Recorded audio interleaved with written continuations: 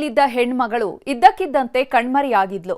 ಹೆತ್ತವರ ಸಂಪರ್ಕಕ್ಕೂ ಸಿಗದಂತಾದವಳು ಮುಸ್ಲಿಂ ಹುಡುಗನ ಜೊತೆ ಮದುವೆ ಆಗಿದ್ಲು. ಯಾವಾಗ ಇದು ದೊಡ್ಡ ಸುದ್ದಿಯಾಯ್ತೋ ಲವ್ ಜಿಹಾದ್ ಬೆಂಕಿ ಹೊತ್ಕೊಂಡಿದೆ.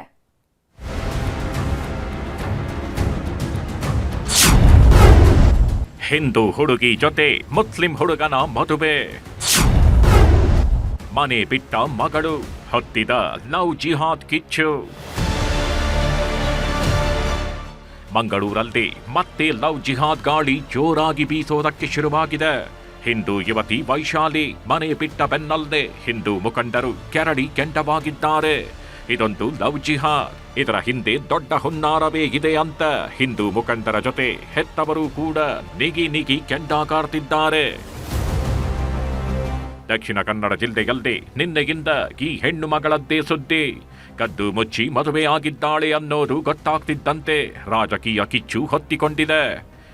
ಈಕೆ ಹೆಸರು ವೈಶಾಲಿ ಅಂತ. ಕಾಸರಗೋಡು ಮೂಲದ ಹೆಣ್ಣು ಮಗಳು. ಮಂಗಳೂರಿನ ಹೊರವಲಯದ ಸೂರತ್ಕಲ್ ಪಿಜಿಯೊಂದರಲ್ಲಿ ಉಳಿದುಕೊಂಡಿದ್ಲು.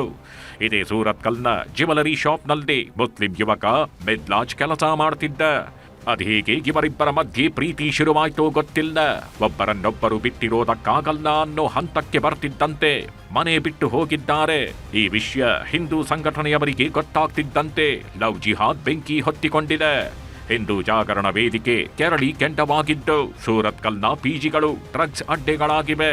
ಮಿದ್ಲಾಜ್ ಕೆಲಸ ಮಾಡ್ತಿದ್ದ ಚಿನ್ನದ ಅಂಗಡಿಗೆ ಎಸ್ಡಿಪಿಐ ಮುಖಂಡನೇ ಮಾಲೀಕ. ಹೀಗಾಗಿ ನಮ್ಮ ಹುಡುಗಿಯ ತಲೆ ಕೆಡಿಸಿ ಮದುವೆ ಮಾಡಿಸಿದ್ದಾರೆ. ಇದರಲ್ಲಿ ಎಸ್ಡಿಪಿಐ ಮುಖಂಡನ ಕುಮ್ಮಕ್ಕಿದ್ದು ಇದೊಂದು ಲವ್ ಜಿಹಾದ್ ಅಂತ ಕಿಡಿಕಾರಿದ್ದಾರೆ. ಒಂದು ಮತಾಂತರ ಲವ್ ಜಿಹಾದ್, ಮತ್ತೊಂದು ಗೋಹತ್ಯೆ. ಈ ಮೂರಿನ ವ್ಯವಸ್ಥೆಯಲ್ಲಿ ವ್ಯವಸ್ಥಿತವಾದಂತಹ ಇದು ಸರಿಯಾದಂತಹ ರೀತಿಯಲ್ಲಿ ತನಿಖೆಯಾಗಿ ಅವರ ಮೇಲೆ ಆಗ್ತಾ ಇದೆ. ಡ್ರಗ್ಸ್ನ ಇದ್ದರೆ ತನಿಖೆ ಆಗ್ತಾ ಇದೆ. ಅದನ್ನು ಇನ್ನಷ್ಟು ತೀವ್ರಗೊಳಿಸಬೇಕು ಅಂತ ನಮ್ಮ ಆಗ್ರಹ.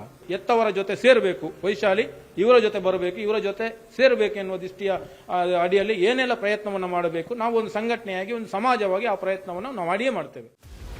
ಇನ್ನು ವೈಶಾಲಿ ಕುಟುಂಬಸ್ಥರು ಮಗಳು ಉಳ್ಕೊಂಡಿದ್ದ ಪಿಜಿ ಮೇಲೆಯೇ 10 ಆರೋಪ ಮಾಡಿದ್ದಾರೆ. ಈ ಪಿಜಿಯಿಂದ ಹುಡುಗ ಹುಡುಗಿ ಒಟ್ಟಿಗೆ ಬರೋದನ್ನ ನನ್ನ ಕಣ್ಣಾರೆ ಕಂಡಿದ್ದೇನೆ ಅಂತ ವೈಶಾಲಿ ತಾಯಿ ಕಿಡಿಕಾರ್ತಿದ್ದಾರೆ.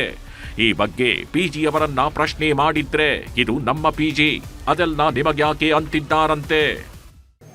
ಇಬ್ಬರು ಹುಡುಗಿಯರು ಮತ್ತು ಒಂದು ಹುಡುಗ ಇದ್ದ ಅಲ್ಲಿ. ಆಗ ನಾವು ಕೇಳುವಾಗ ಅವ್ರು ಹೇಳಿದ್ರೆ ನಮ್ಮ ಕ್ಯಾರೆಕ್ಟರ್ ನಮ್ಮ ಇಷ್ಟ ಅಲ್ಲ, ನೀವು ಯಾರು ಕೇಳಲಿಕ್ಕೆ ಅದನ್ನು ಅಂತ. ನಮಗೆ ಅಲ್ಲಿ ಆಗ ನಾನು ನೋಡಿದಾಗ 2 ಹಿಂದೂ ಹುಡುಗಿಯರು ಮಾತ್ರ, ಒಬ್ಬ ಮುಸ್ಲಿಂ ಹುಡುಗಿ ಕೂಡ ಇದ್ದಾರೆ ಅವರ ರೂಮಿನಲ್ಲಿ.